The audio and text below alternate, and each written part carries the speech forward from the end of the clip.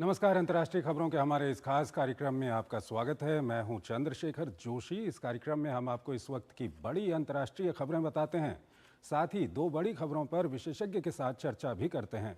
आज हम ट्रंप को लेकर के ईरान की चिंता और अमेरिका में टिकटॉक पर बढ़ते शिकंजे पर चर्चा करेंगे। लेकिन आइए सबसे पहले आपको दिखाते हैं इस वक्त की अंतर्राष्ट्रीय हेडलाइंस। गाजा में संघर्ष विराम की बातचीत निर्णायक दौर में, किसी भी वक्त हो सकती है घोषणा। इजराइल में समझौते का विरोध, धुर दक्षिणपंथी मंत्री ने दी इस्तीफे की धमकी।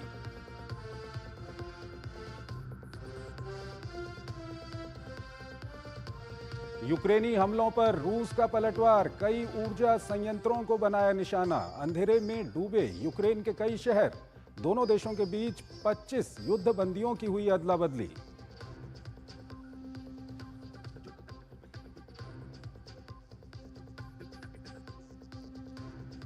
दक्षिण कोरिया में हाई वोल्टेज ड्रामा के बाद अपदस्थ राष्ट्रपति यून सुक योल की हुई गिरफ्तारी।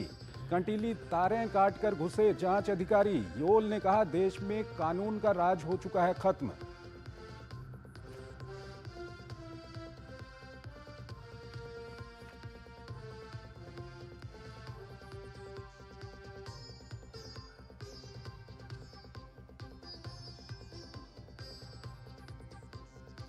मोजाम्बिक में फ्रीलिमो पार्टी के डैनियल चैपो ने ली राष्ट्रपति पद की शपथ।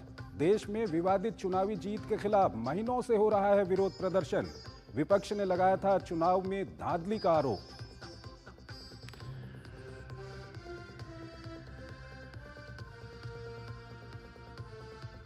दक्षिण अफ्रीका में अवैध सोने की खदान से निकाले गए 78 खनिकों के शव। सैकड़ों खनिकों के अभी भी फंसे होने की आशंका। कई महीनों से 2.5 किलोमीटर गहराई में फंसे थे खनिक।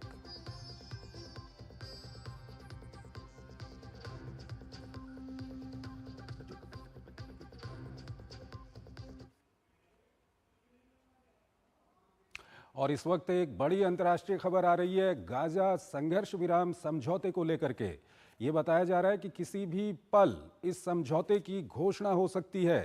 कतर के पीएम की हमास के वार्ताकारों के साथ बैठक हुई है। आने वाले घंटों में समझौता होना चाहिए, ये कहना है अमेरिका के विदेश मंत्री एंटनी ब्लिंकन का। और सरकार गुरुवार तक समझौते पर कर सकती है वोटिंग, इजरायली विदेश मंत्री की ओर से ये कहा गया है।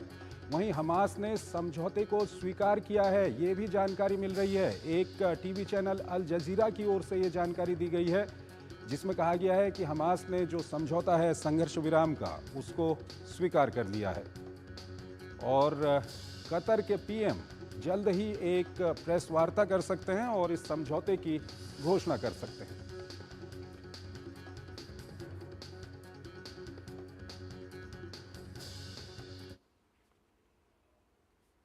और आइए अब अपनी मुख्य खबर की ओर चलते हैं। जल्द ही डोनाल्ड ट्रंप अमेरिका में राष्ट्रपति का पद संभाल लेंगे और उनके कार्यकाल को लेकर कई देशों में चिंता बढ़ रही है। इनमें से एक देश ईरान भी है। दरअसल ईरान के परमाणु कार्यक्रम को लेकर ट्रंप का रुख काफी कड़ा रहा है। इस सब के बीच ईरान के राष्ट्रपति ने एक साक्षात्कार में कहा है कि प्रचार के दौरान ट्रंप पर हुए हमले में ईरान का किसी तरह का हाथ नहीं है। ये रिपोर्ट देखिए। डोनाल्ड ट्रंप के पदभार संभालने में महज चंद दिन रह गए हैं और ईरान की सांसें अटकी हुई हैं कि कहीं उनके पिछले कार्यकाल की तरह ही इस बार भी उसे ट्रंप की नाराजगियों का बोझ न उठाना पड़े। सीरिया में बशर अल असद शासन के अंत और हिजबुल्लाह और हमास के बड़े नुकसान के बाद ईरान की क्षेत्र में पकड़ कमजोर हुई है। ट्रंप की सीरिया के मामलों में दिलचस्पी न दिखाने के बाद मध्य पूर्व के विशेषज्ञों को ये सोचने पर मजबूर कर दिया है कि वो सीरिया से आगे कितनी दूर तक बढ़ सकते हैं। क्या इसमें ईरान भी शामिल होगा?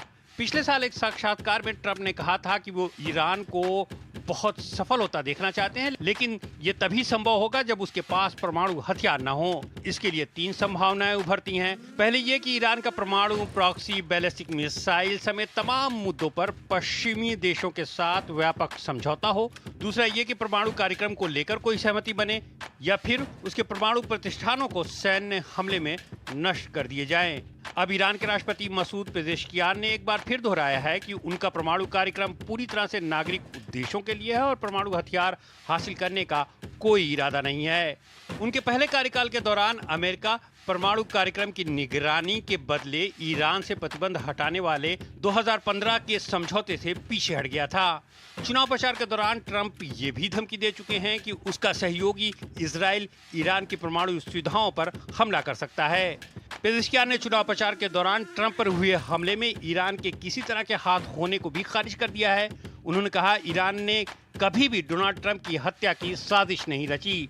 बता दें कि नवंबर में अमेरिकी न्याय विभाग ने आरोप लगाया था कि ईरान के रिवोल्यूशनरी गार्ड्स कॉर्प्स ने ट्रंप की हत्या की साजिश रची थी। ट्रंप ने भी कहा था कि इस साजिश के पीछे ईरान हो सकता है। पश्चिम एशिया के बदलते घटनाक्रम के बीच ईरान ने महीनों लंबे सैन्य अभ्यास शुरू कर दिए हैं। ये अभ्यास परमाणु स्थलों के निकट किए जा रहे हैं। और इस खबर पर बात करने के लिए अतुल अनेजा हमारे साथ जुड़े हुए हैं, विदेशी मामलों के जानकार हैं, उनसे हम बातचीत करेंगे। अतुल जी, बहुत बहुत स्वागत है आपका हमारे इस कार्यक्रम में। पहला सवाल जो मैं आपके सामने रखना चाहूँगा वो सवाल ये है कि ईरान के राष्ट्रपति की ओर से एक साक्षात्कार में ये कहा गया है कि ट्रंप की हत्या की कोशिश ईरान के द्वारा नहीं की गई। ये सफाई देने की क्या कुछ ज़रूरत है? हालांकि अमेरिका की ओर से भी इस तरह के आरोप वहाँ पर जो जस्टिस डिपार्टमेंट है उसकी ओर से लगाए गए थे, लेकिन ईरान की चिंता क्यों बढ़ रही है ट्रंप के आने से? चंद्रशेखर जी, जैसे कि हमें मालूम है कि डोनाल्ड ट्रंप का जो दृष्टिकोण है रीजन के ऊपर वो बहुत साफ है। वो क्लियर कट सपोर्टर हैं इसराइल के। उन्होंने क्वालिफाई नहीं किया, वो होल हार्टेड सपोर्ट देना चाहते हैं इसराइल को, अनक्वालिफाइड सपोर्ट।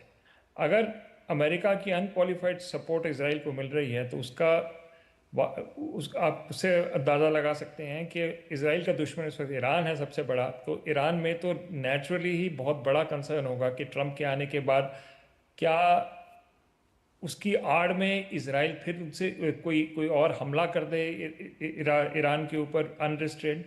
तो एक तरह से एक वॉर क्लाउड ज़्यादा सामने घने आते हैं, हो जाते हैं जब डोनाल्ड ट्रंप शपथ लेंगे 20 जनवरी से। तो एक तरह से ईरान को एक एग्जिस्टेंशियल थ्रेट महसूस हो रहा है डोनाल्ड ट्रंप के आने से, और उसी वजह से बाकी का घटनाक्रम भी हुआ है। जिस तरह से बयान दिए गए हैं उनके जो राष्ट्रपति हैं ईरान के, उन्होंने जो इंटरव्यू दिया है और जो सैन्य कार्रवाई जो हो रही है न्यूक्लियर प्लांट्स की तरफ, परमाणु प्लांट्स के ऊपर, तो एक तरह से हर पहलू पे डिफेंस के अगर नज़रिए से देखें उसके लिए भी ईरान तैयार हो रहा है। लेकिन उसके थर्ड एलिमेंट चंद्रशेखर जो आपने कहा वो इम्पोर्टेंट है कि एक की पर्सनल एक तरह से दुश्मनी तो नहीं बन रही, उसको खारिज करना चाहता है ईरान। इसीलिए वो बयान दिया गया कि ईरान का कोई हाथ नहीं था जो असैसिनेशन अटेम्प्ट हुआ था डोनाल्ड ट्रंप के ऊपर, क्योंकि अगर वो इस तरह की सोच है तो फिर वो राजनीति से छोड़ के एक पर्सनल लेवल पे चली जाती है जो ईरान नहीं चाहेगा कि वो हो। अतुल जी, इस सब के बीच हम चाहेंगे कि आप हमारे दर्शकों को ये भी बताइए कि डोनाल्ड ट्रंप का जो पिछला कार्यकाल था उस कार्यकाल के दौरान ईरान को लेकर के किस तरह का रवैया देखा गया था? चंद्रशेखर जी, वो भी उस कार्यकाल में भी एक बड़ा कड़ा रुख अपनाया था डोनाल्ड ट्रंप की पहली प्रेसिडेंसी में भी। और जैसा कि आपकी रिपोर्ट ने कहा गया था कि जो JCPOA जो न्यूक्लियर डील जो हुई थी, जो ओबामा के टाइम पे हुई थी, प्रेसिडेंट ओबामा के टाइम पे ईरान के साथ और भी बड़े देश ग्रेट पावर्स उसके साथ जुड़ चुकी थी, तो उस समझौते को डोनाल्ड ट्रंप ने आते ही खारिज कर दिया था। तो एक तरह से जो एक स्टेबिलिटी थी रिलेशनशिप की वेस्ट और ईरान के बीच में, वो एक तरह से पूरी तरह से नष्ट हो गई थी। तो उसके बाद चंद्रशेखर जी एक बहुत इम्पोर्टेंट एलिमेंट था, वो था ईरानियन रेवोल्यूशनरी गार्ड्स की अल कुद्स कोर्स के जो कमांडर सुलेमानी थे। सुलेमानी की हत्या की गई थी अमेरिका ने। मुझे याद आ रहा है कि जनवरी 6, 2020 की अगर बात है, तो एक तरह से बहुत बड़ा सिंबॉलिक एक तरह से वॉर हीरो रहे थे सुलेमानी ईरानियन पॉपुलेशन के लिए। तो एक तरह से उनके दोनों देशों में दरार सुलेमानी की असैसिनेशन के बाद और भी ज़्यादा बढ़ गई थी। सिर्फ उसमें जो परमाणु जो समझौता था सिर्फ उसकी बात नहीं थी, लेकिन एक तरह से एक इमोशनल एलिमेंट आ गया था उसके अंदर। एक तरह से जो डिवाइड है अमेरिका और ईरान के बीच में बहुत बढ़ गई थी 2020 से। तो अब जो डोनाल्ड ट्रंप अब जो सेकंड टर्म में आ रहे हैं, तो एक तरह से वो भी उसको उस सोच को, उस पर्सपेक्टिव को आगे बढ़ा रहे हैं। जैसे कि आपकी रिपोर्ट ने कहा था कि वो एक तरह से ईरान के साथ दोबारा से रिलेशनशिप रिवर्क करना चाह रहे हैं। वो नहीं चाह रहे कि पास से जुड़े, एक नए सिरे से एक तरह से ईरान को एंगेजमेंट के लिए भी तैयार है, लेकिन शर्तें बड़ी क्लियर उन्होंने रखी हैं। परमाणु एक तरह से कि ईरान के पास परमाणु बॉम्ब किसी भी सूरत में ना आए, उसका निष्कर्ष जो थॉट है उसके पीछे वो है। अतुल जी, इस सबके बीच आपके सामने ये भी सवाल रखना चाहेंगे कि ईरान की स्थिति अगर हम देखें तो वाकई हाल के दिनों में जिस तरह से हिजबुल्लाह का हाल हुआ है, हमास का हाल हुआ है, या उसके अलावा हूती का हाल हुआ है, और सीरिया में जो कुछ हुआ है, ईरान की स्थिति काफ़ी कमज़ोर हुई है। लेकिन इस सब के बीच, क्योंकि अभी जब हमने इस कार्यक्रम को शुरू किया था तो एक बड़ी खबर अपने दर्शकों को बताई थी कि सीज़ फायर, गाज़ा में सीज़ फायर को लेकर के बातचीत अंतिम चरण में है। आपकी क्या कुछ प्रतिक्रिया है? आप नज़र बनाए हुए हैं, क्या कुछ लग रहा है आपको? देखिए, उसमें भी ट्रंप इफेक्ट मुझे सामने नजर आ रहा है। जिस तरह से एक फाइनल रेजोल्यूशन की तरफ जा रहा है, सीज फायर की तरफ जा रहा है, रेजोल्यूशन तो हम नहीं कहेंगे, लेकिन एक सीज फायर की तरफ जा रहा है, क्योंकि एक तरह से हमास के लिए अल्टीमेटम आ गया है कि अगर डोनाल्ड ट्रंप आते हैं तो हो सकता है कि बहुत कड़ी कार्रवाई अब इसराइल हमास के ऊपर और भी करे, जो अब अनब्राइडल्ड एक तरह से यूज ऑफ फोर्स कर सकती है इसराइल हमास के अगेंस्ट। और जो नए डिफेंस सेक्रेटरी आ रहे हैं, उन्होंने भी अपने यूएस सेनेट में कल बहुत कड़ा रवैया अपनाया हमास के प्रति, मतलब इरेडिकेट हमास तक की लैंग्वेज उन्होंने यूज़ की। तो एक तरह से दबाव हमास के ऊपर इस वक्त बहुत है कि एक तरह से ये सीज फायर डील हो जाए। मेरे को लगता है ट्रंप फैक्टर इसके पीछे है कि आज जो हम बात कर रहे हैं कि एक ब्रेक थ्रू भी मिलने की उम्मीद है, वो उसी कारण हो रहा है। दूसरी बात यह है कि बाइडेन एडमिनिस्ट्रेशन जाते जाते अपने लिए एक तरह से एक बैज ऑफ ऑनर चाह रही है कि भाई जाते जाते हमने इसको सीज फायर तो हमने करा ही दिया, तो वो भी क्रेडिट लेना चाह रहे हैं। तो लेकिन वो मुझे लगता है माइनर फैक्टर है। मेन फैक्टर मुझे लगता है कि ट्रंप फैक्टर है जिसके कारण ये हो रहा है। ठीक है अतुल जी, आप हमारे साथ बने रहिएगा। एक और महत्वपूर्ण खबर है, उस पर हम आपसे बातचीत करेंगे, लेकिन यहाँ पर हमको एक छोटा सा ब्रेक लेना है।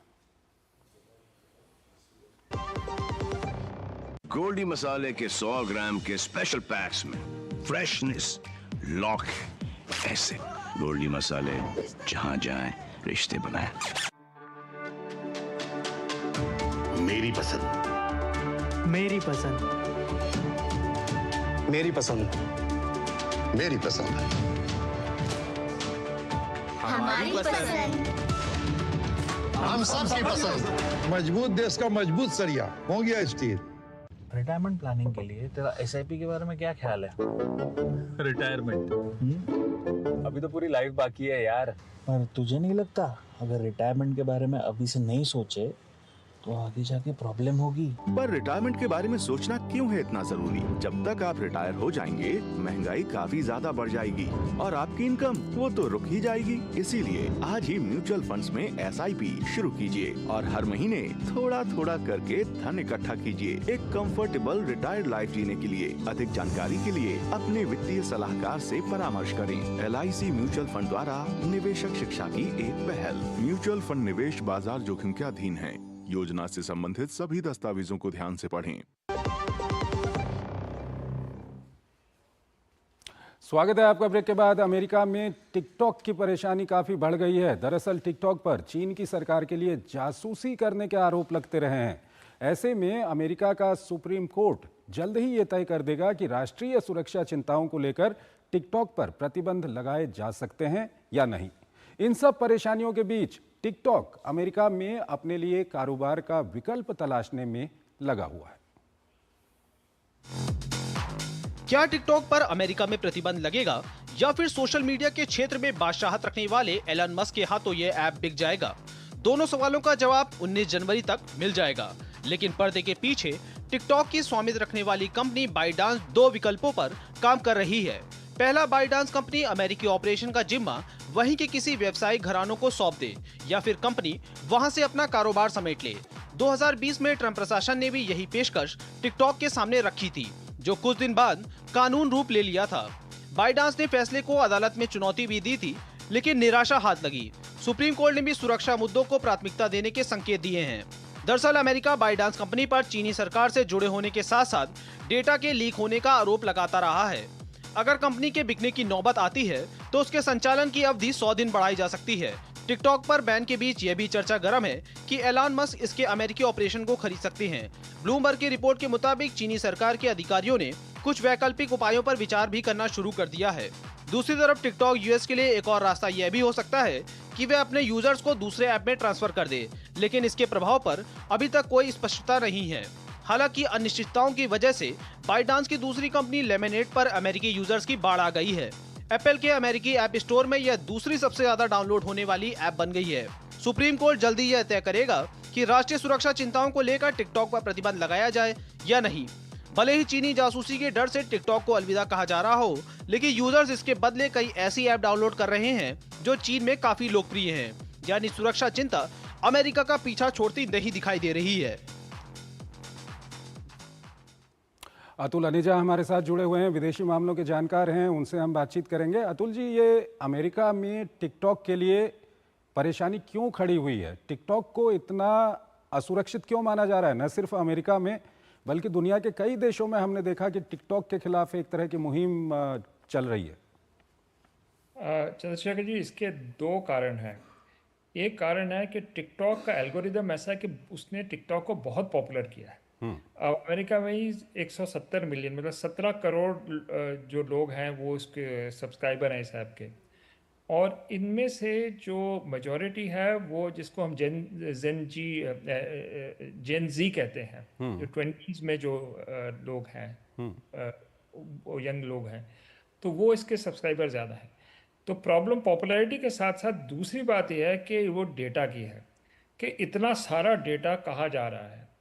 ये आरोप ये है कि हालांकि बाइटडांस जो उसकी पेरेंट कंपनी है टिकटॉक की, वो एक प्राइवेट कंपनी कहा जा रहा है, लेकिन आशंका ये है कि ये डेटा जो है चाइनीज़ इंटेलिजेंस के साथ शेयर किया जा रहा है। और अगर ये डेटा एक तरह से ये डेटा को अगर मैनिपुलेट करें तो चाइनीज़ एक तरह से अमेरिका के अंदर ओपिनियन बना सकते हैं। एक तरह से सिक्योरिटी रिस्क उससे पैदा होता है। पॉपुलैरिटी और सिक्योरिटी रिस्क का ये तालमेल है जिसकी वजह से ये सुर्खियों में आ रहा है, और जिसके अंदर बहुत बड़ी एक डिबेट चल रही है। नेशनल सिक्योरिटी वाले कहते हैं कि ये इसमें सिक्योरिटी रिस्क है, लेकिन जो यूज़र्स हैं वो कहते हैं कि अभी हम तो इसको यूज़ करेंगे, अगर यहाँ नहीं जाएंगे तो किसी और ऑल्टरनेटिव साइट पर चले जाएंगे। एक टर्म चंद्रशेखर जी दिलचस्प टर्म आ रही है, टिकटॉक रिफ्यूजीज़, कि भी ये टिकटॉक से हट के जो दूसरी एक चाइनीज़ ऐप है जो आपकी रिपोर्ट में कहा गया था, इसको कहते हैं little red book, little red note या लिटिल रेड बुक जी, अंग्रेजी का में अनुवाद है। तो वहाँ वो भी एक चाइनीज़ ऐप है, शंघाई में उसका हेडक्वार्टर्स है। ये टिकटॉक रिफ्यूजीज वहाँ बहुत माइग्रेट करना शुरू कर दिए। तो एक तरह से एक डिवाइड बड़ी क्लियर है। नेशनल सिक्योरिटी का एंगल लेके जो एक स्टेट का कर्तव्य है वो निभा रही है, लेकिन यूज़र्स मुझे नहीं लगता कि ये बात मान रहे हैं। तो ऐसे में अगर अमेरिका में सुप्रीम कोर्ट ये फैसला दे देता है कि टिकटॉक को बैन किया जा सकता है, तो क्या कुछ जो विकल्प तलाश रहा है टिकटॉक, वहाँ पर ये भी कहा जा रहा है कि एलोन मस्क इसको खरीद लेंगे या ये एक अमेरिकी कंपनी बन जाएगी, क्या कुछ विकल्प इसके सामने हो सकते हैं? और किस तरह से जो सुरक्षा की चिंता है उसको लेकर के ये विश्वास दिला पाएगा अमेरिकी जनता को? देखिए, विकल्प एक तो है कि इसका कोई ये जो अमेरिकन एसेट्स हैं, ये एक अमेरिकन कंपनी खरीद ले, एलोन मस्क का नाम इस पे आ रहा है, तो एक तो ये विकल्प आता है। दूसरा है कि ये तो बैन ही हो सकती है, अगर 19 तक कोई ऑल्टरनेटिव नहीं मिला तो फिर ये बैन हो जाएगी। लेकिन एक तीसरी भी आर्गुमेंट आ रही है कि प्रॉब्लम आ रही है डेटा से।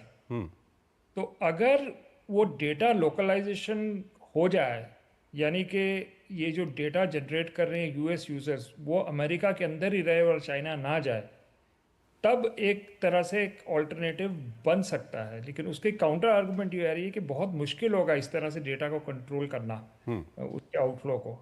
तो यही कुछ है। लेकिन इसमें एक चौथी बात जो चंद्रशेखर जी दिलचस्प है, वो जो डोनाल्ड ट्रंप का रवैया है। अब इतनी पॉपुलर साइट है जिसके अंदर जो है, जिसका फ़ायदा जो है पॉलिटिशियंस बिल्कुल उसको उठा सकते हैं, तो डोनाल्ड ट्रंप ने कहा है कि आप इमीडिएटली, ये सुप्रीम कोर्ट को एक तरह से कहा गया है कि आप इमीडिएटली इसको बंद मत करें 19 तारीख को, और हमें टाइम दें, यानी कि ट्रंप एडमिनिस्ट्रेशन को टाइम दे कि वो नए सिरे से इसको देख के कोई समाधान निकाल सके। तो अभी डिबेट जारी है, लेकिन ये it is coming to head, मतलब हमें ज़्यादा टाइम नहीं है हमारे पास। 19 तारीख तक इधर या उधर आर्या पार हो जाएगी ये स्थिति। ठीक है अतुल जी, अब देखना होगा कि क्या कुछ टिकटॉक का भविष्य होता है। बहुत बहुत शुक्रिया आपका, इन दोनों विषयों पर आपने काफ़ी महत्वपूर्ण जानकारियां हमारे दर्शकों के साथ साझा की, अपना विश्लेषण हमारे दर्शकों के सामने रखा। बहुत बहुत आपका शुक्रिया। और आइए अब अगली महत्वपूर्ण खबर की ओर आपको लिए चलते हैं। भारतीय नौसेना की ताकत में बड़ा इजाफा हुआ है। प्रधानमंत्री नरेंद्र मोदी ने 3 अग्रणी युद्धपोत राष्ट्र को समर्पित किए। मुंबई के नौसेना डॉकयार्ड पर हुए समारोह में पीएम ने आईएनएस सूरत, आईएनएस नीलगिरी और आईएनएस वागशीर का जलावतरण किया। प्रधानमंत्री ने कहा कि आज भारत पूरे विश्व और खासकर ग्लोबल साउथ में एक भरोसेमंद और जिम्मेदार साथी के रूप में पहचाना जा रहा है। भारत विस्तारवाद नहीं, भारत विकासवाद की भावना से काम करता है। भारत ने हमेशा ओपन, सिक्योर, इंक्लूसिव और प्रॉस्परस इंडो पैसिफिक रीजन का समर्थन किया है। इसलिए जब समुद्र से सटे देशों के विकास की बात आई तो भारत ने मंत्र दिया सागर। सागर का मतलब है security and growth for all in the region. तो इसी के साथ इस कार्यक्रम को हम यहीं पर समाप्त करते हैं। आप हमारी पूरी टीम को इजाजत दीजिए, लेकिन जाते जाते हम आपको छोड़ जाते हैं आज की कुछ और महत्वपूर्ण अंतर्राष्ट्रीय खबरों के साथ। नमस्कार। यूक्रेन द्वारा रूस के अंदर बड़े हमले के जवाब में रूस ने यूक्रेन के कई क्षेत्रों में बैलिस्टिक और क्रूज मिसाइलों से हमला किया। इन हमलों में ऊर्जा उत्पादन को निशाना बनाया गया, जिसके कारण यूक्रेन में कई जगहों पर बिजली ग्रिड को बंद कर दिया गया। इस बीच अमेरिका के निर्वाचित राष्ट्रपति ट्रंप के सलाहकारों ने संकेत दिए हैं कि यूक्रेन युद्ध को हल करने में कई महीने या उससे भी अधिक समय लगेगा, जो ट्रंप द्वारा तुरंत युद्ध को बंद कराने की बात के उलट है।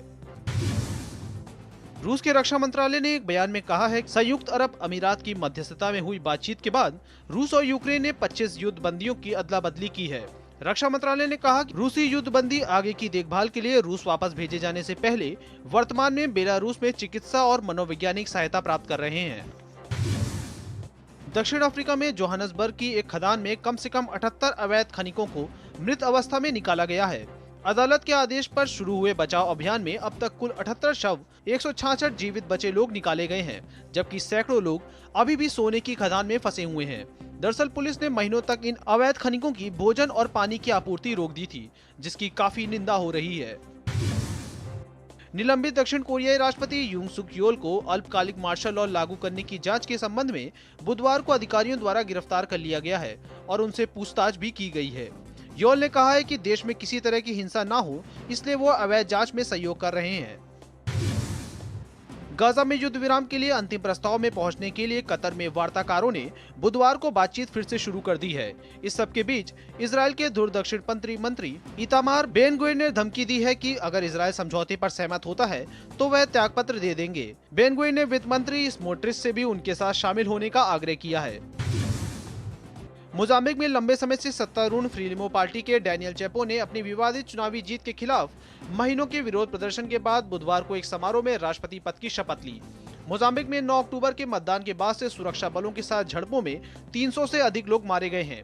विपक्ष और पश्चिमी प्रेक्षकों का कहना है कि फ्रीलिमो ने धांधली से जीत हासिल की थी।